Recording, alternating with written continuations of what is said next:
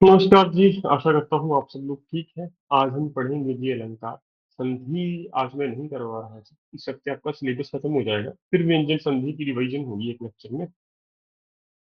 और अभी आपके ज्यादा से ज्यादा 4 लेक्चर या 5 लेक्चर रहते हैं जी, तो शुक्रवार तक सारा समाप्त कर देंगे जी। इस कक्षा में जितना भी हमारा बिंदु कक्षा में करने वाला है, फिर आपका याद करने वाला रह जाएगा जी। जैसे अनेकार्थी शब्द है, उसके अतिरिक्त विलोम शब्द है जी, बहुवचन है, ठीक है, वो आप देख पाएंगे बाद में। लिंग परिवर्तन है, इस तरह के शब्द आप स्वयं करेंगे, इसे आपको पढ़ना पड़ेगा, मुहावरे लोकोक्तियां पढ़नी पड़ेंगी हमें। परंतु बाकी जो कक्षा में करने वाला है जी, वो सारे सप्ताह में समापन हो जाएगा आपका।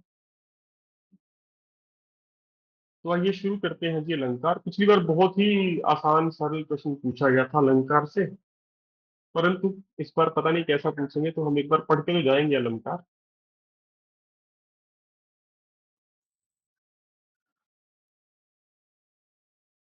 आइए जी।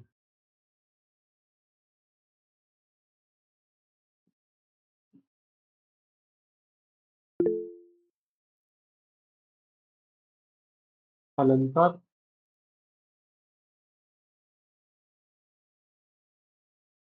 मैंने अभी कुछ खास नहीं बोला रूहानी जी, निश्चिंत रहिए, अभी शुरू किया है, अलंकार पढ़ना है आज हमें। ठीक है।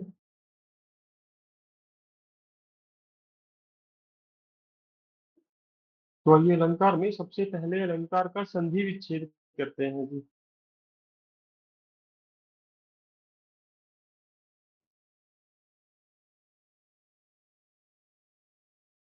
कर सकते हैं आप लोग, बताइए। बिंदु देख के आपको पता होना चाहिए कि बिंदु जो है किस में परिवर्तित होता है। तो उत्तर होगा जी। ध्यान होगा सर। बिल्कुल जी। अलम। हाँ। ठीक है।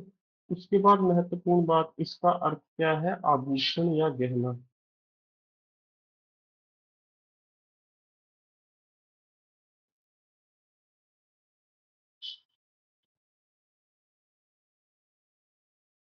इसका अर्थ है आभूषण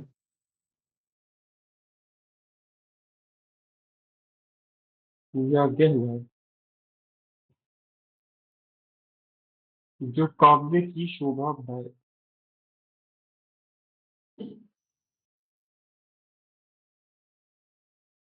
लिखिए ठीक है।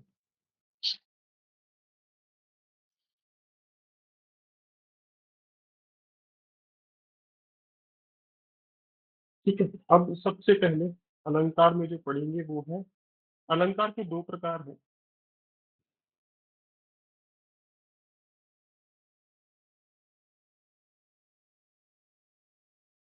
एक तो है अर्थ अलंकार, जो पहले करेंगे। दूसरा है शब्द अलंकार। पिछली बार शब्द अलंकार पूछा गया था, ये शब्द अलंकार सबसे आसान होता है। अर्थ अलंकार में भी मैं आपको कराऊंगा, आराम से समझ आएगा आपको, ऐसा कुछ नहीं कुछ समझ नहीं आएगा। परंतु हाँ, शब्द अलंकार पिछली बार पूछा गया था, ये मैंने पहले क्यों बताया आपको, क्योंकि यदि शब्द अलंकार से प्रश्न आता है वो गलत नहीं होना चाहिए। ठीक है जी। तो आइए शुरू करते हैं। सबसे पहले अर्थ अर्थ अलंकार में है जी उपमा अलंकार।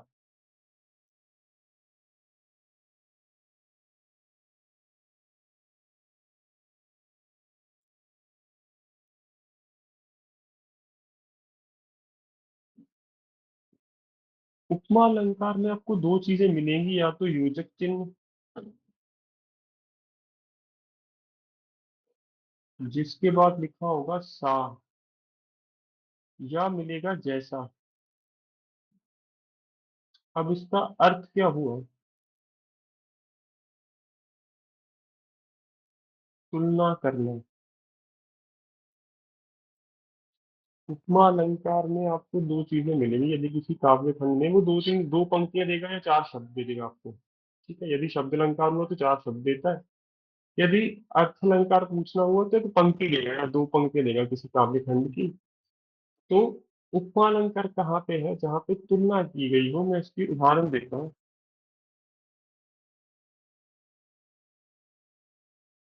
मुख चंद्रमा सा सुंदर है।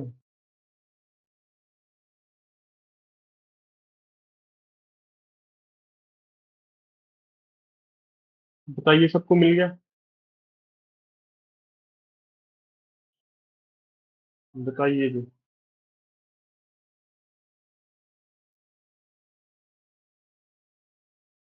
समझ आए जी आपको? कृपया बताइए। मुख चंद्रमा सा सुंदर है, और उदाहरण लिख लीजिए।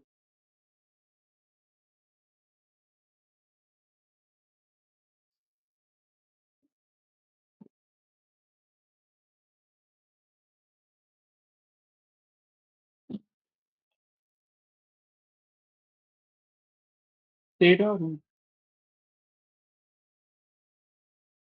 सूर्य की किरणों जैसा। उसके बाद ऐसे कर दे। तो जैसा शब्द दिख जाए, जैसा का अर्थ भी तुलना होता है, या फिर योग के साथ सा दिख जाए, बस। ज्यादा सोचना नहीं है, आपका उत्तर आपके सामने पड़ा है।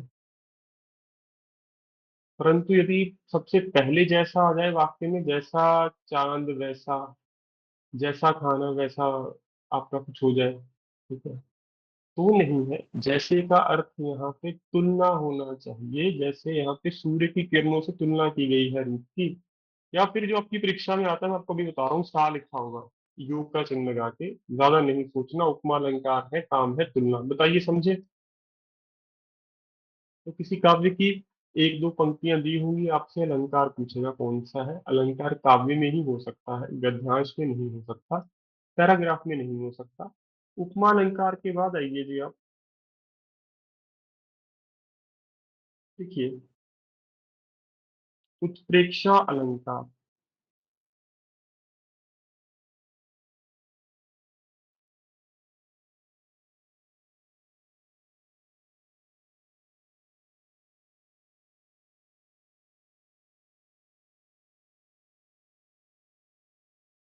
क्या कहता है जी उत्प्रेक्षा अलंकार? इसमें कीवर्ड्स है आपके मन, मानव।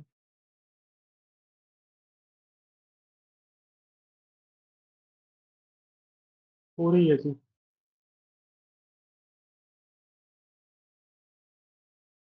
मानो, जानो,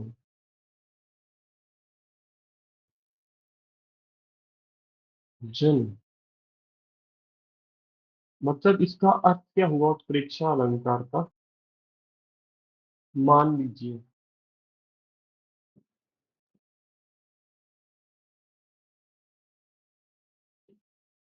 इसका अर्थ होता है जी मान लीजिए। तो मनु, मानहु, मानो। मानो का तो आपको पता ही है, मानो सूरज जैसा।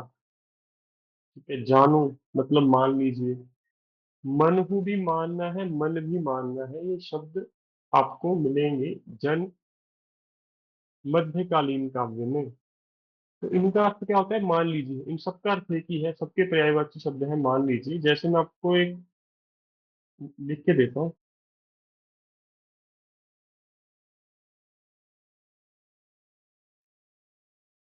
नेत्र मानो कमल है। उसके बाद आगे ऐसे बोलो। तो बताइए, उत्प्रेक्षा आपको दिख गया?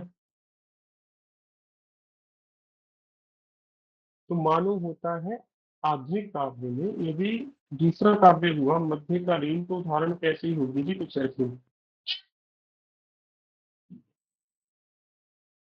मनु, नीलमणि, शैल पर,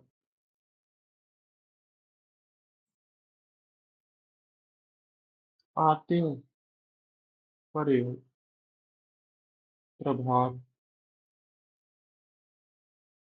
तो कह रहा है मान लो जो नीलमणि है वो पत्थर के ऊपर पड़ी है। सैल होता है पत्थर। तो मनहू शब्द आपको दिखा? बताइए। ये कीवर्ड भी किसका है? उत्प्रेक्षा। उत्प्रेक्षा का अर्थ होता है मान लीजिए। तो मैं ब्रैकेट में इस पेज को लिखवा रहा हूँ कि आप वर्ड भी भूल जाओ, कीवर्ड तब भी आपको पता हो। उपमा में है तुलना करना। जैसे चंद्रमा सा सुंदर चेहरा, चांद से तुलना की गई है चेहरे की। उत्प्रेक्षा में है मान लीजिए। ठीक है, मानने के लिए कहेगा आपको। तीसरा, यदि सबको समझ आया परीक्षा बताइए। यदि आप प्रश्न है पूछ लीजिएगा कृपया। अगला अलंकार आइए।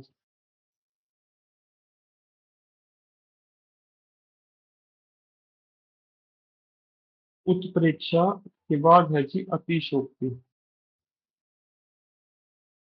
ऊपर थोड़ा सा है। अतिशोक्ति का अर्थ आप सबको पता होना चाहिए क्या होता है, इस शब्द का अर्थ क्या है।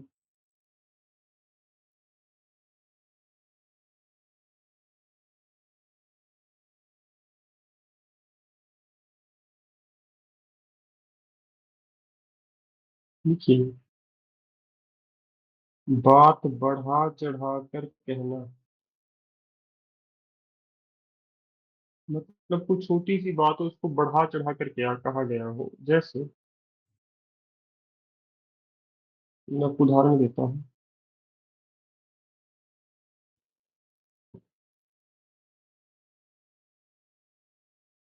आगे नदियां पड़ी अपार,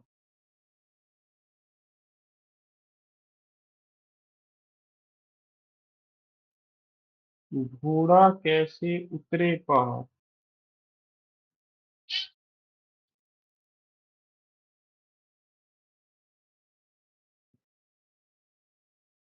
राणा ने सोचा इस पार,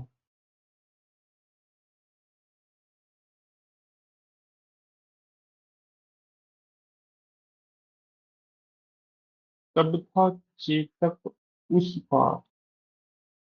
मतलब कहना क्या चाहता है, नदी। हाँ जी बताइए, अतिशोक्ति के स्पेलिंग गलत लग रहे हैं आपको। हाँ जी, हाँ जी देव जी बताइए बताइए। सर आधा श्योर नहीं आएगा? एक बार कंफर्म कर लूंगा, पर मैंने अभी पुस्तक से ही ये लिखा है, तो ठीक है बाद में कंफर्म कर लेते हैं इसको। पर ये आपको लिखना नहीं है परीक्षा में, निश्चिंत रहिए। ठीक है, ये आपको लिख के देगा वो। अगर वो पूरे शव वाला भी दे दे तब भी कोई समस्या नहीं है। तो आपकी परीक्षा में ये चीजें बिल्कुल भी महत्वपूर्ण नहीं है कि शब्द कैसे लिखना है, वो सब आपको लिख के देगा प्रीलिम्स में। ठीक है, बस समझ लीजिए कृपया कि आपको समझ आना चाहिए कि अलंकार है क्या। तो आगे नदियां पड़ी अपार, ये समझिए। घोड़ा कैसे उतरे उस पार।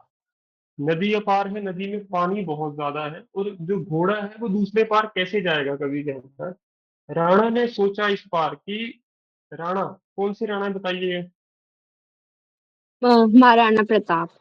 महाराणा प्रताप। महाराणा प्रताप ने सोचा कि घोड़ा इस पार है, उस पार कैसे जाएगा। उसके सोचते सोचते ही चेतक जो है उनके घोड़े का नाम, वो दूसरे तरफ चला गया था जी, समझ गए जी। तो बात को बढ़ा चढ़ा कर कहा गया है यहाँ पे। ठीक है जी। अतिशोक्ति में पूरा शहर है देव जी, कन्फर्म भी कर लिया मैंने। सर गूगल पे आधा श्योर दिखा रहा है, तभी मैं आपसे कंफर्म कर रहा था। और बुक्स में भी कुछ में आधा श्योर दिया होता है। कुछ नहीं, जी। मैंने तो जितने भी देखे मुझे आधे वाला अब तक नहीं मिला सुना। हाँ है, लीवरेज है जी। कई वेबसाइट पे आधा है, कईयों पे पूरा है। पर मैं आपको भेज देता हूँ, कोई बात नहीं, ग्रुप में भेज रहा हूँ जी। मैंने पुस्तक से ही देखा है, इसीलिए मैं इस पे निश्चिंत हूँ, कोई समस्या नहीं है मुझे। ठीक है, कोई चिंता नहीं। आगे आ जाइए जी, समझ आ गया जी सबको बताइए। अतिशोक्ति अलंकार की बात को बढ़ा चढ़ा कर कहा गया है कि अभी राणा ने सोचा ही था कि इस पार हूं, तब तक घोड़ा उस पार जा चुका था। तो मतलब बात को बढ़ा चढ़ा कर क्या कहा गया है। इतना भी आसान नहीं है नदी को पार करना एक घोड़े के लिए जिसके ऊपर मनुष्य बैठा हो। बताइए समझ गए, तो चेतक की तारीफ बढ़ा चढ़ा के की गई है यहाँ पे। किसी का प्रश्न है पूछ लीजिए। बोलिए मुस्कान जी। तो ये अभी हम अर्थ अलंकार कर रहे हैं, ये उसकी टाइप्स है ना? बिल्कुल जी। ठीक है सर। मनिंदर जी आप पूछिए।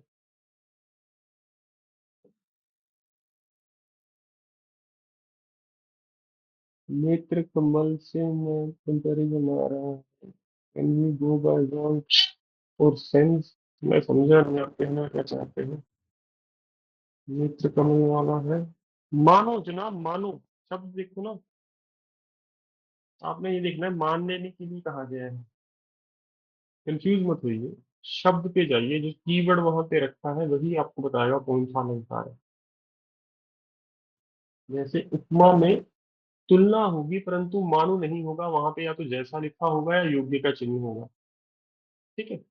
परंतु उत्प्रेक्षा में आप कंफ्यूज हो रहे हो कि नेत्रा तुलना, नेत्रों की तुलना कमल से की गई है, परंतु बीच में सर योग या फिर जैसा नहीं लिखा गया है, मानो लिखा गया है, मान लीजिए। तो ये तुलना आपको मनवा कर की गई है, ऐसे समझिए।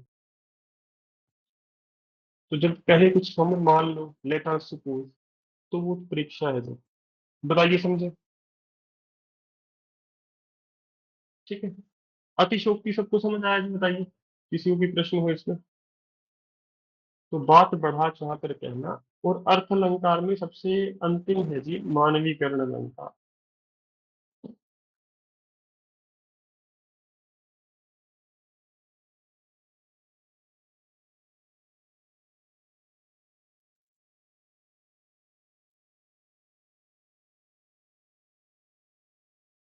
मानवीकरण अलंकार क्या है जी?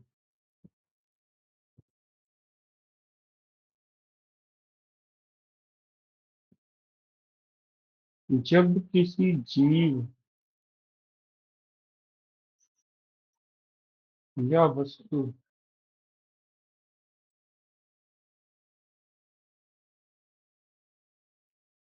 में मानवीय गुण डाल दिए जाए,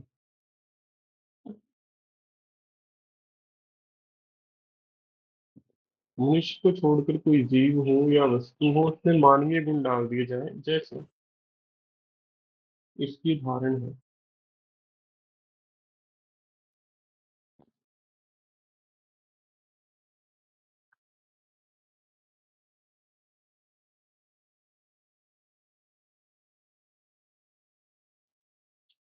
कलम आज उनकी जय बोल। बताइए, समझ पाए? कलम को कह रहा है बोलने के लिए। बोल तो मनुष्य ही सकता है, कलम कब से बोलने लगी? तो ये कौन सा अलंकार हो गया, बताइए? मानवीकरण। मानवीकरण। दूसरी उदाहरण लिख लीजिए। तो बोलना मनुष्य का गुण है। फूल हंसे कलियां मुस्काई।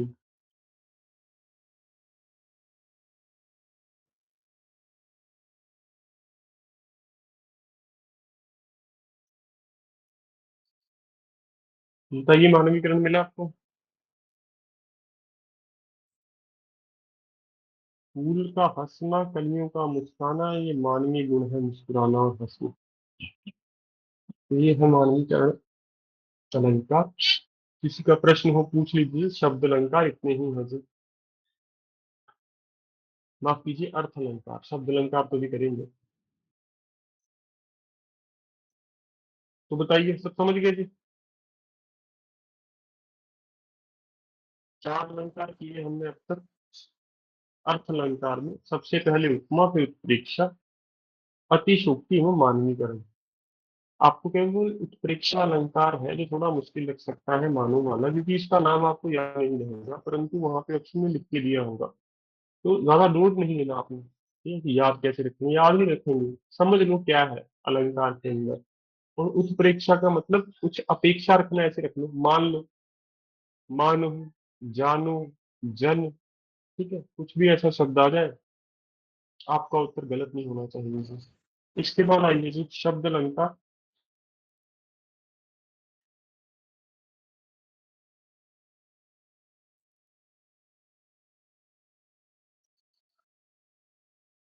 सबसे पहला है जी अनुप्रास अलंकार।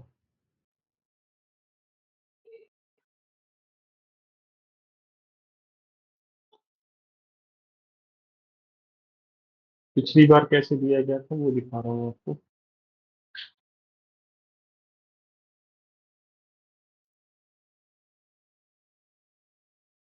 एक ही वर्ण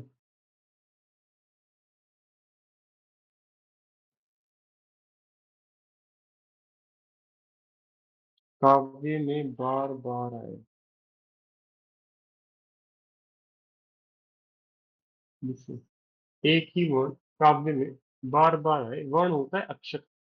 जैसे सबसे ज्यादा पूछा गया प्रश्न है,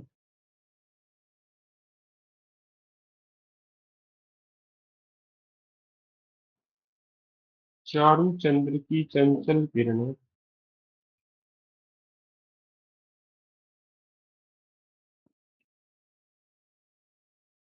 खेल रही जल थल में। तो आपने देखना है कि एक ही वर्ण से शुरू होने वाले शब्द कई बार होने चाहिए। यहाँ पर देख लीजिए, च च च। बताइए, समझ गए? या फिर एक शब्द दो बार लिखा हो, पर उसका अर्थ नहीं बदलना चाहिए। अगर अर्थ बदलेगा तो वो चला जाएगा यमक में। जैसे दूसरी कंडीशन है,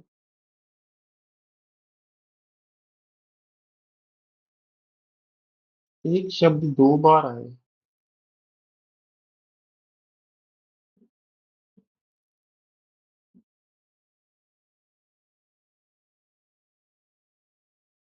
पर उसका अर्थ न बदले। जैसे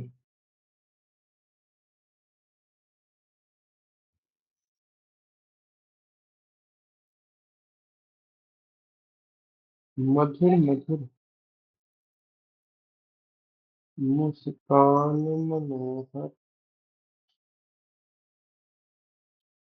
मनुज वेश उजियाला। बताइए अनुप्रास, दिखा आपको यहाँ पे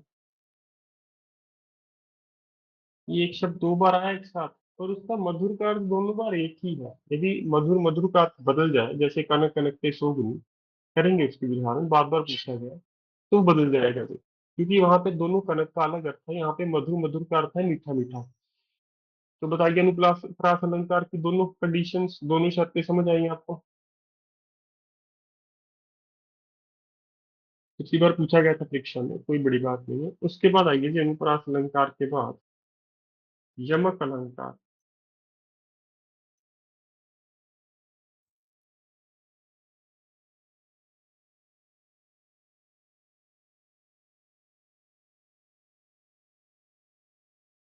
इसमें भी है,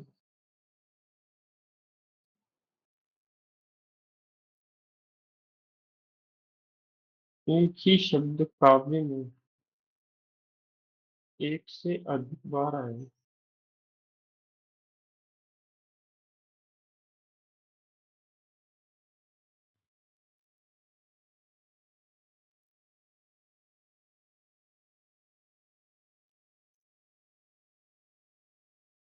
एवं हर बार उसका अर्थ अलग हो।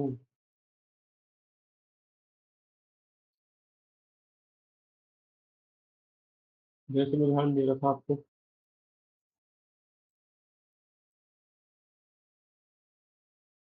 काली घटा का घमंड घटा। बताइए, कोई एक शब्द दो बार आ रहा है, हर बार उसका अर्थ अलग है।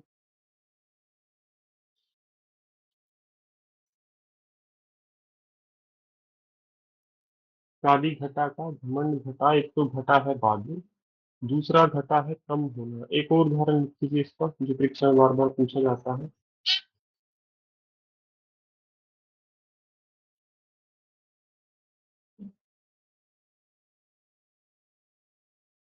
कनक कनक से सोगुनी।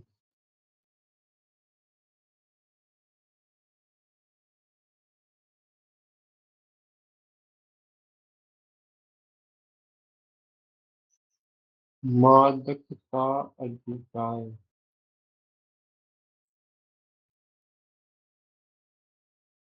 अब देखिए, यहाँ पे दो कनक है, दोनों का अलग अर्थ है जी। एक का अर्थ है सोना, एक का अर्थ है धतूरा।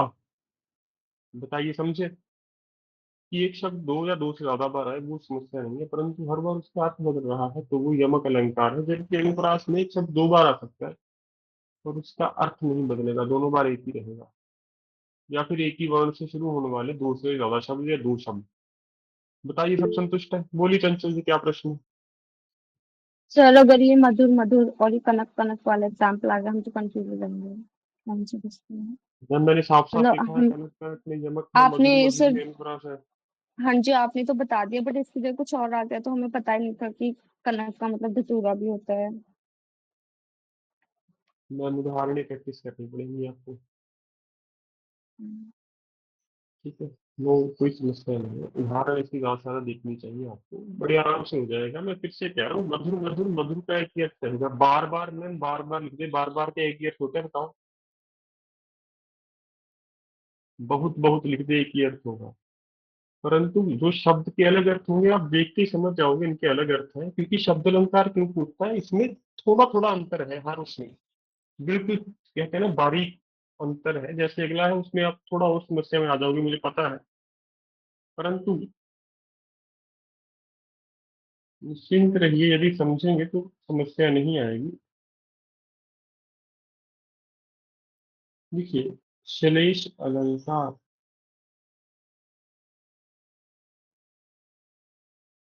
श्लेष अलंकार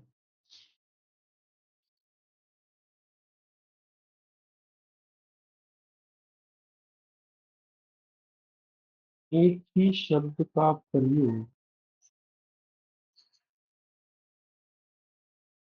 वाक्य में कई बार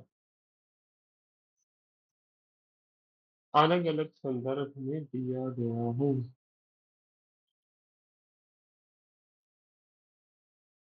अब आप पूछोगे सर संदर्भ क्या है, टॉपिक।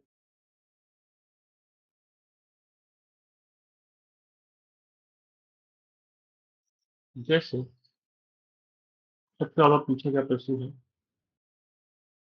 आप इसका प्रयोग अपने निबंध में कर पाओगे मेंस में।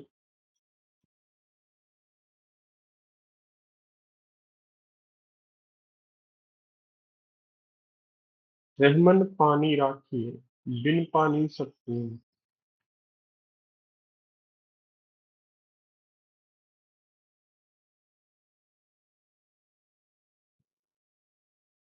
पानी बिन न उबरे मोती मालसून।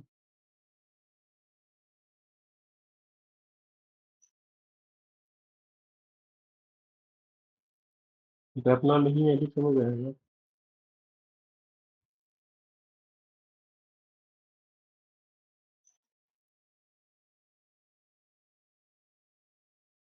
यहाँ पे पानी को हर बार किसी अलग एग्जाम्पल से जोड़ा गया है, तो एक ही शब्द शब्द को अलग अलग संदर्भ में लिखा हो तो ज्यादा समस्या छात्रों को आती है यमक और श्लेष में। यमक में शब्द का अर्थ अलग अलग है, श्लेष में शब्द का अर्थ पानी का पानी ही है, तो इसको अलग अलग एग्जाम्पल्स में प्रयोग किया गया है एक ही स्टेंजा में। बताइए, समझ गए श्लेष अलंकार?